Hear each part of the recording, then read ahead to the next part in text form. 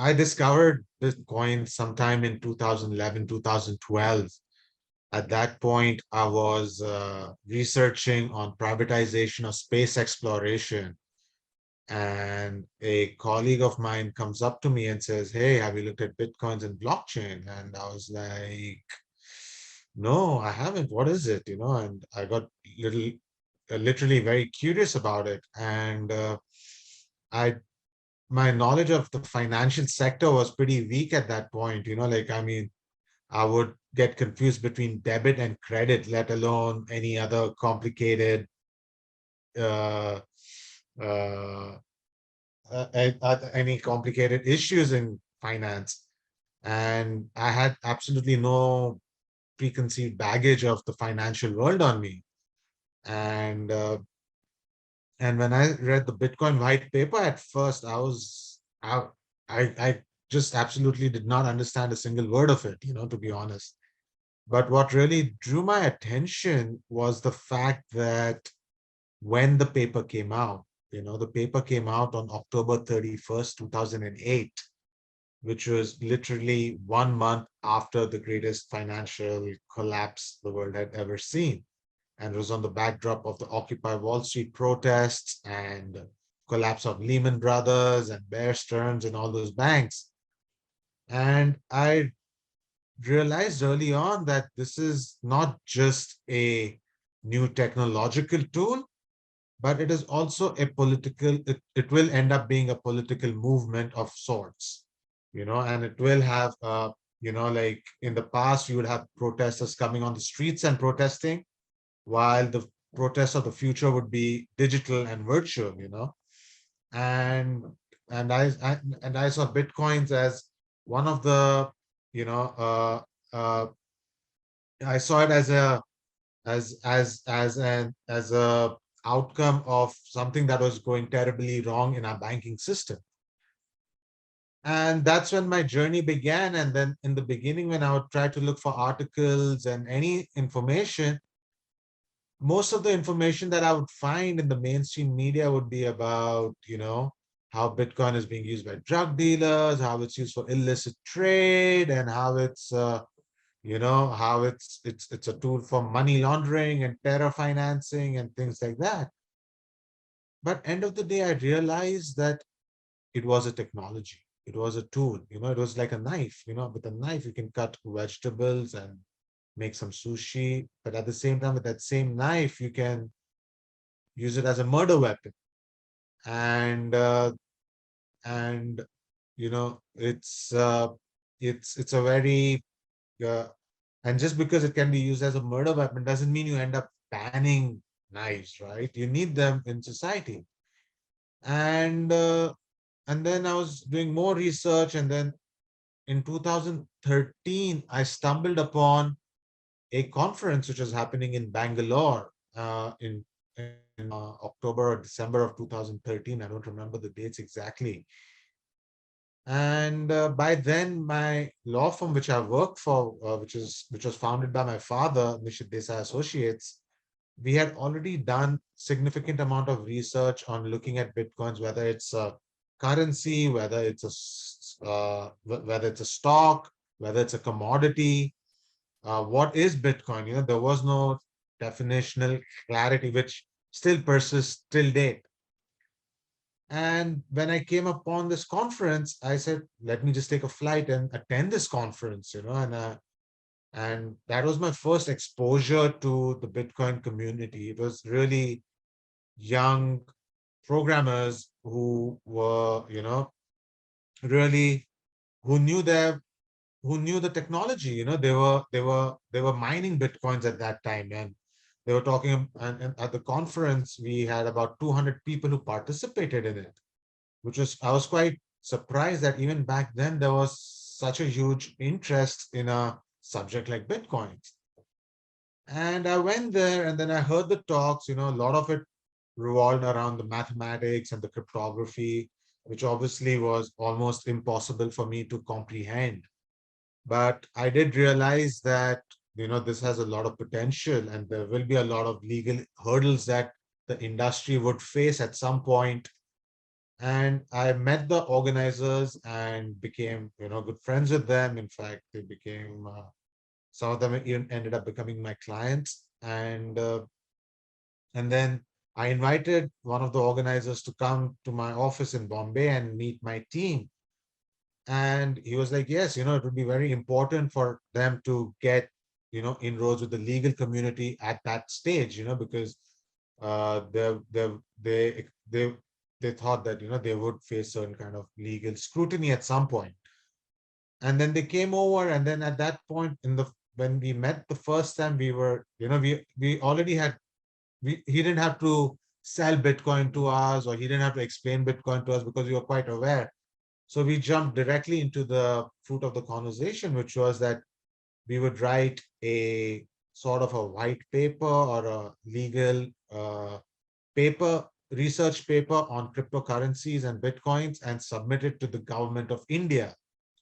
This was around, I think, the 13th or 14th of December. And literally a week after that, the first RBI notification came out on Christmas Eve of 2013, which kind of put a big uh, hurdle in the face of the crypto community. And at that point, many of the crypto exchanges were raided by the Enforcement Directorate, uh, which is an arm of the government, which usually is involved when the government suspects someone's doing some kind of illicit activities. So they went and raided a whole bunch of crypto exchanges, and a lot of these programmers and miners and all sorts of people were literally taken into police custody, and they were being questioned, and the industry literally came to a halt.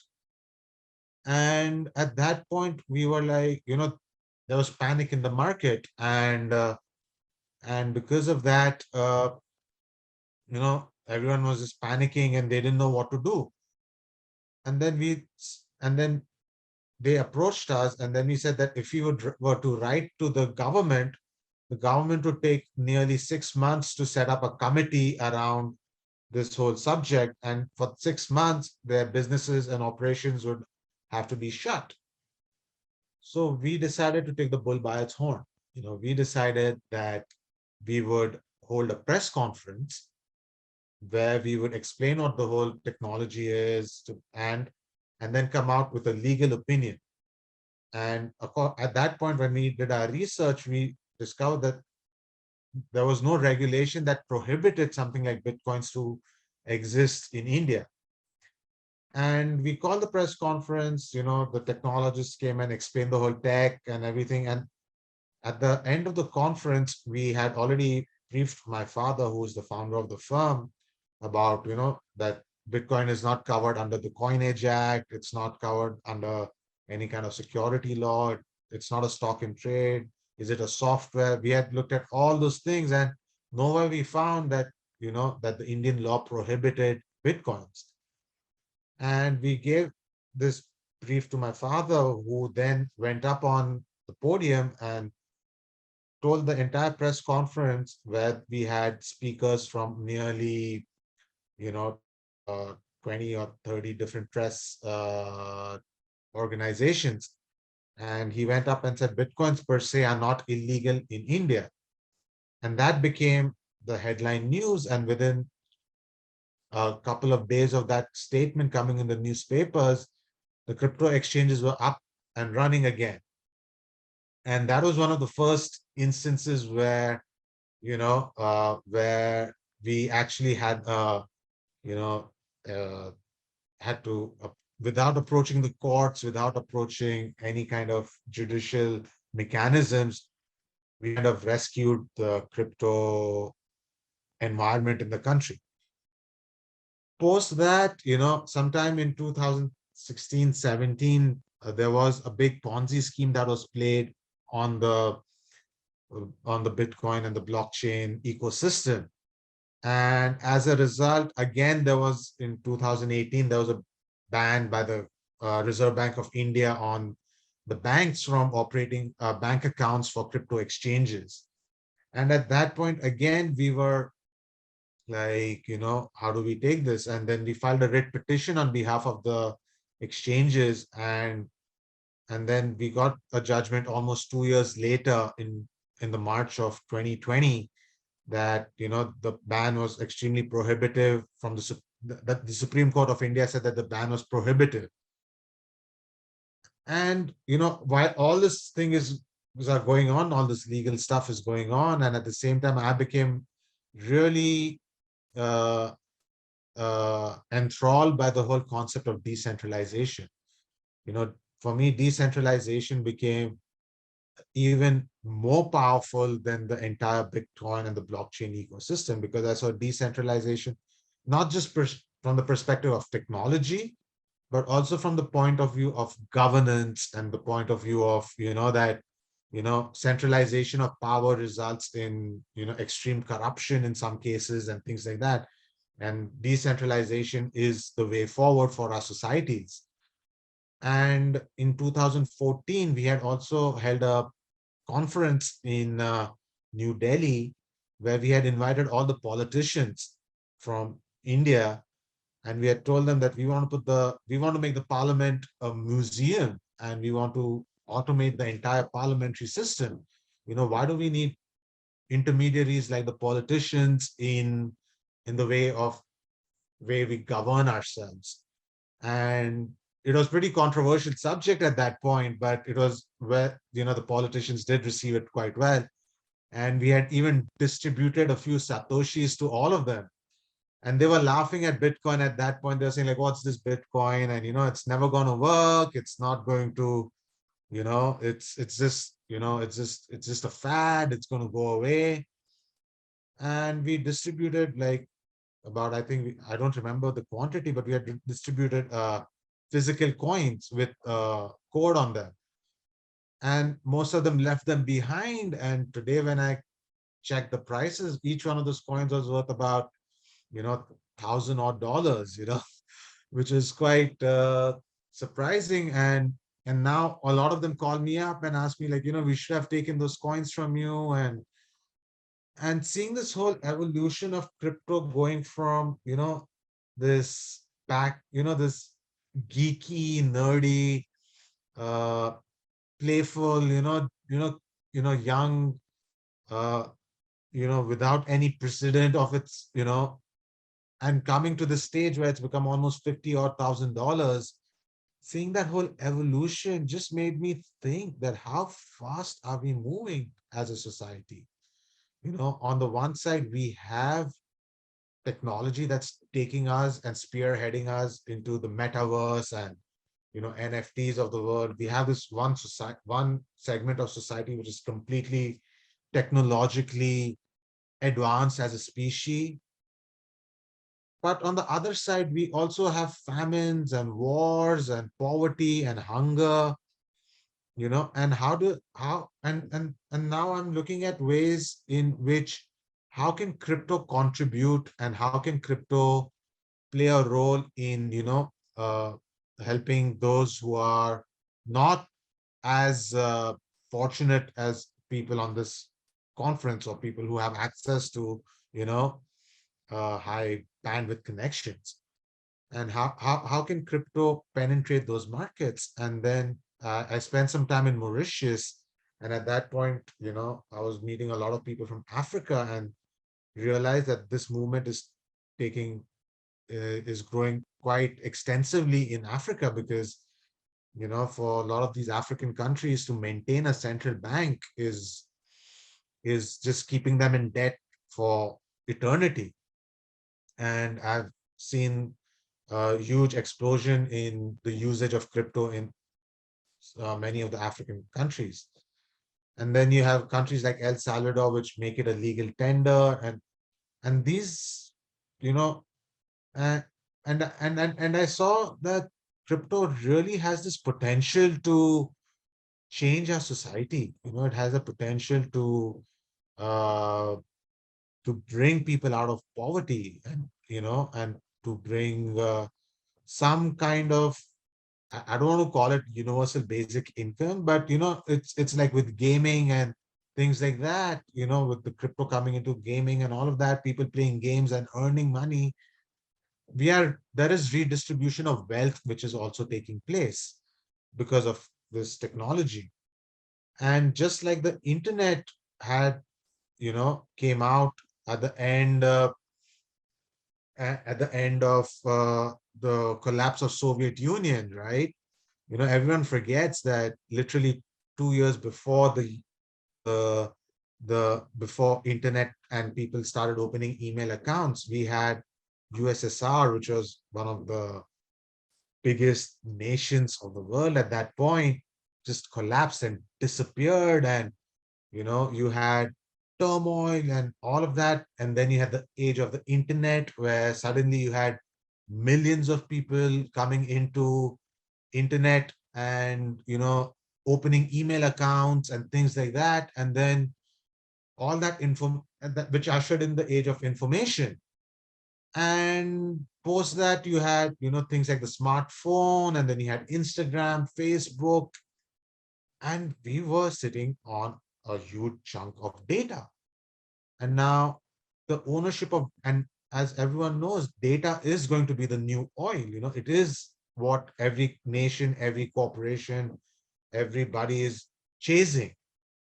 And to how do you value data? That becomes the most important question, because our traditional banking systems and the accounting systems that we have been using are not designed to go at such atomic levels, of measuring information. And that's one use case where I see for Bitcoins and crypto, where I see that, you can measure each, and, you may have 21 million Bitcoins, but you have 21 quadrillion Satoshis, which means almost every aspect of your life can be measured in Satoshis. It can go to a granular level. And and data ownership is going to be the biggest issue that the world faces. I mean, I can go on and on about it. I think I've spoken for about 10, 20 minutes now. So I will be open for questions and Q&A or something like that, because this is a subject Super. of my passion. Of course, that's why we love what you're saying. Tentatively listening, we think you're very aligned with even the ethos of unit and the things that we talk about, the community in general. So I'm sure people have a lot to think about and a lot of questions. We have a question here from Archit. He said, I would love to know your views on the cryptocurrency bill that is going to be placed in the parliament this session. There's a second part to that question, but we'll talk about that first, because I'm sure you have a lot to say in that. So yeah, I'm quite positive about what the government will come out with, because of course there's been a lot of misinformation that has been coming out in the press that the government is going to ban it and things like that. But I highly doubt it, because banning crypto in India would be like banning mathematics and math and code, right? That's what it means. And India is a land of programmers and IT. And if the government were to ban it, then you would see a mass exodus of programmers and entrepreneurs leaving the country and starting operations outside the country. And then it would become, it would go underground, and all the nefarious actors would end up usurping an ecosystem which is designed for something a lot more transparent, and it would be a devastation for the country. And I don't think India can afford a ban. Regulation wise, they would come out with some regulations, but again, enforcement of the regulations is going to be a challenge, because uh, uh, uh, you know, because that would mean that the bureaucrats would have to learn code, and if the bureaucrats have to learn code, then code would replace the bureaucrats. So it's going to be an interesting time, but what they can do is they can definitely control and make it control the exchanges and things like that. But beyond that, I'm not sure what else can I say about the regulations. What about taxes in regard to crypto? See, again, with taxes also, like crypto, crypto is held in various forms. Some people have it in custodial wallets, some people have in non-custodial wallets, some people have it off chain, on chain, things like that. Some people have it on their Trezors, cold wallet, and stuff like that. And recently, even the government has said that they have not been tracking any crypto transactions because they don't have the capability, and they don't have the skills. So what ends up happening is that the the only thing they can do is they can say that they can use the Income Tax Act, which is applicable in India, and use the provisions of the Income Tax Act and make some notifications and some changes to it, and introduce new forms of taxation for crypto. And what bracket will they fall under is going to be a difficult task, because if you're mining it, if they're mined in India, if they're mined outside India, uh, if they were, if they have because some cryptos are freshly minted Bitcoins, which have absolutely no trail or trace of any transaction. And there are Bitcoins which have a huge trail which left behind of so it's taxation is going to be a very tough question, and in fact, I have on my what I do is I have been reporting my crypto, because I bought it on Indian exchanges, and I do report it in my income tax filing, and I do mention that I bought them in 2016, and at what price I bought them, and I make sure I mention that every time I file my tax returns. At least I make them aware that I'm holding it, though it's not required. And uh, it's still, the regulations will change a whole bunch of, will help us understand a lot of those issues. Thanks for that, Suril. We have another question kind of linked with the first one, but more along the lines of NFTs. So this is also from Archit. He said, I have a few NFTs that I hold and have a collection sale in the pipeline in the coming weeks. Should I be concerned about legal problems in the coming weeks? I mean, in the coming weeks, at least till the regulations are not out, you are in the safe zone. But if the regulations come out before you launch it, then you might have to look into it, because obviously you'll have to look at tax issues will be very critical in NFTs, and also the art, you'll have along with your issuance of NFTs, you'll have to look at the copyright issues and all those legal issues and the legal aspects surrounding your NFT.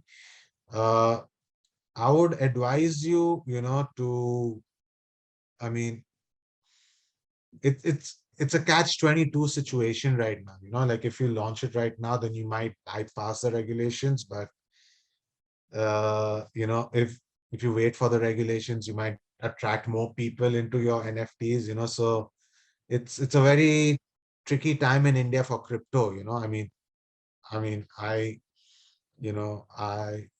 you're, it's like if you're holding Bitcoins, it's great. But if you are going out there and buying and acquiring Bitcoins right now, even though it's a great time to, because of the dip, a lot of people want to buy it.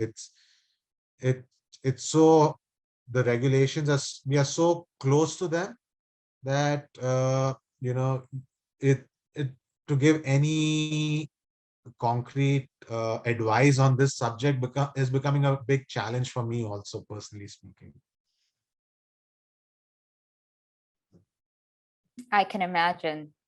We know your name, and people on this call know you'll be getting flooded with LinkedIn messages.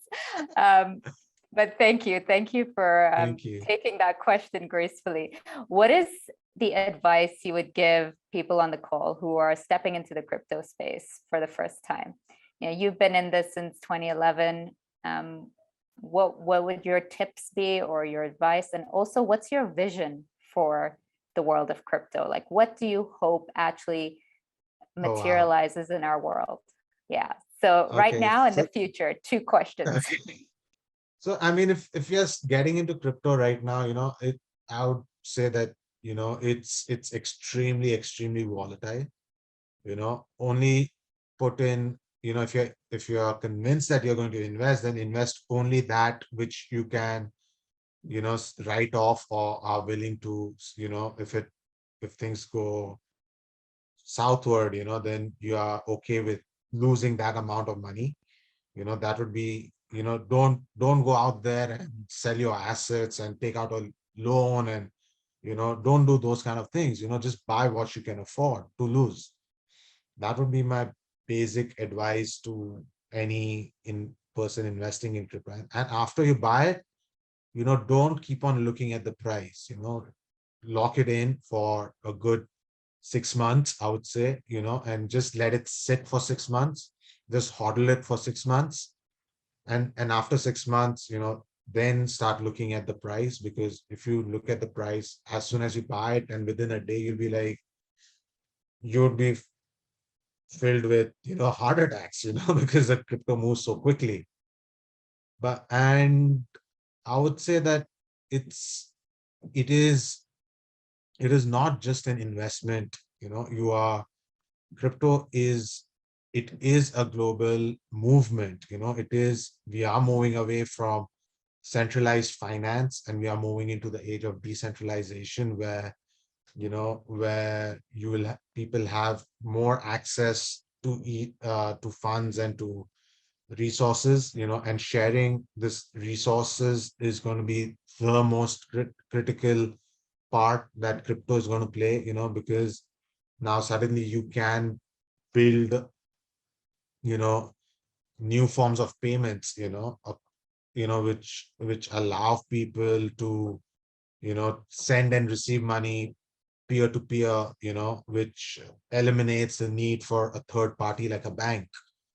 And this is it's like, in the 90s we had something called Napster, where we were just sending MP3 files, right, and sharing it, and how easily that evolutioned into iTunes and streaming. It was on the backdrop of that technology that we today see, you know, streaming of music and videos and things like that. And we are at that Napster-like stage for cryptocurrencies right now. We will see that, just like in the 90s, you had people opening tens and millions of email accounts, and people didn't even know how to use an email. And uh, and uh, that has evolved into, LinkedIn's of the world, social media, and things like that. So we are going to see a huge evolution on the whole crypto ecosystem, where we are going to see it evolve. What it's going to evolve into, it can be like, you are getting your heart rate measured and you're checking your pulse, and that becomes, a health token. And with those tokens, you can get access to certain kind of insurance plans and things like that. So there's a vast area of opportunity that's ahead of us.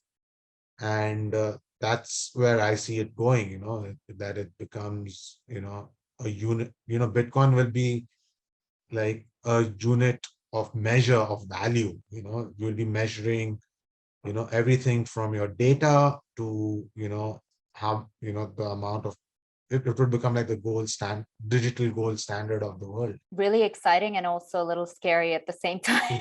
Yeah, Right? Like the evolution of the use of data, from yeah, your biofeedback all the way to anything you do. I think that's one of the things in the blockchain ecosystem that's talked about a lot. And you mentioned it briefly, which was the ownership of data, which will become an increasingly interesting topic in the future.